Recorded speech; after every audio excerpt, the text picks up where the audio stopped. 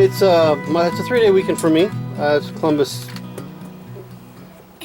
Day is this weekend, and what we're doing now is we're going to be putting a wood burning stove right here in this corner. So today I'm in a remodel, and Emma's helping me. She's actually going farther than I need to. She's taking out little screws there. She's having fun. No, you're going the right way. You're going the right way. Go the other direction. Go the other way. Turn it the other way. So my first step was to take the futon off the wood, and we're going to see how we can get it to be comfortable to sit on. Alright, so this is where it felt the most comfortable. So it's like 24 inches out, and I'm going to go 24 inches high. That's what I'm going to do for the rest of the sofa when I get rid of the futon. But today I'm going to go ahead and tear all this out, and I'm going to make our base for our Kimberly wood stove. So we decided to make the base 6 inches high.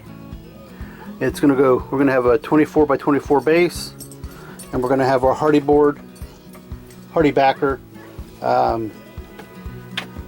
with tile on top of it. You'll see how it turns out. Alrighty, so I've got my sofa right here cut back, and I've got this wall here. It's still drying. It's 2 pieces of 3/4 inch plywood, and I'm gluing it together. Now I'm down here. I screwed it together because nobody's gonna see that. Up here they're gonna be seeing. And then I have some more of that 3/4 inch plywood on top of my base. My base is 6 inches tall. Okay, so here's a closer look. It's pretty solid. And up here in the front, I left areas here for wood, and we have a dog, and we've been keeping our leash back behind the sofa, which was right up here. And now since that part of the sofa's gone, need to put it down here. So we have a place for fire starters and dog leashes and poop bags and logs. So we'll put logs in here to dry out too. So that's kind of the plan. We'll get some hardy backer on here, and then I'll put a hardy backer spacer with an air spacer, and then we'll go ahead and tile it in. But I also still need to drill my ventilation hole in here someplace, and I'm not going to do that until I get the stove here, because I want to make sure it's in the right spot. So that's about it for right now. Today is Sunday the 18th. So, but it's a good day. I think for right now we're going to put our heater here, our electric heater, and it's meant for a heating spot, so why not, right? All right, so this weekend we're going to do a little bit more on our base for our stove. We bought some slate, bought some hardy backer, and we're going to get ready to mount all this together. The stove is supposed to be here Monday morning. Yay! Yay! So I still need to put down below. I need to seal off the area so it doesn't suck air from inside here. I need to put a fresh air vent intake, whatever they call it. Yeah. So the base of those boards there will come off again. Yeah. I did get those glued on, the little pieces in the front, so they look a little bit better. So yeah, when you have small children, they quickly find places to draw. You tell them on paper, and they just won't listen. It's wood. So, but it's pretty good solid. So when we lean on it from the other side, it should be okay. So, all right, let's get to it. All right.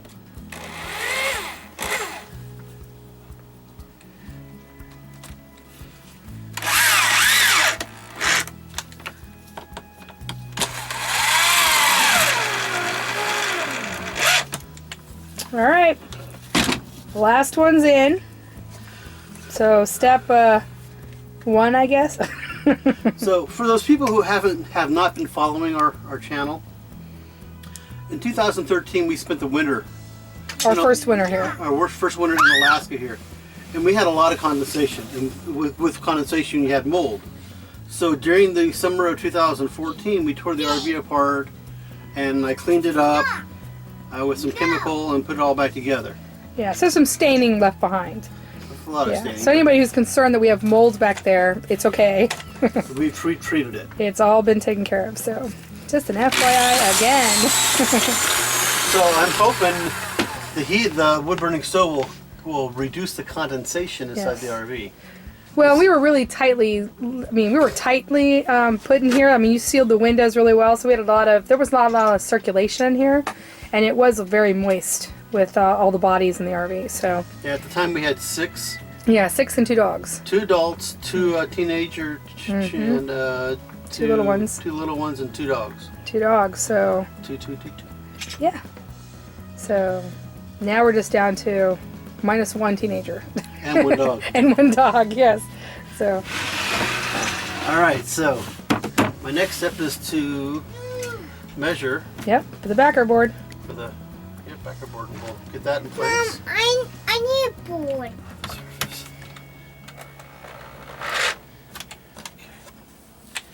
Okay, so we decided to put these 3 little pieces of wood on the ends here as a way to kind of finish off the trim work.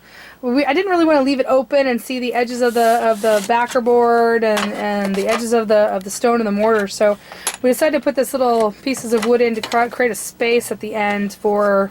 We still have to go buy it. We still have to buy it, but this is an extra piece we have. But we're gonna buy that, and just basically a thin piece. I'm not even sure what you call it. Is it oak or? Yeah, it's red oak. Red oak, just a thin piece of red oak strip wood, and we're gonna put that on the end of that, and also probably on this end here, and everywhere else we want some trim work. So it was kind of fit in there. Yeah, so it looked good from the outside. Maybe on the top too. Awesome. Looks good. Woo. Yep. Extreme close up. All right, cool. Well, another step down.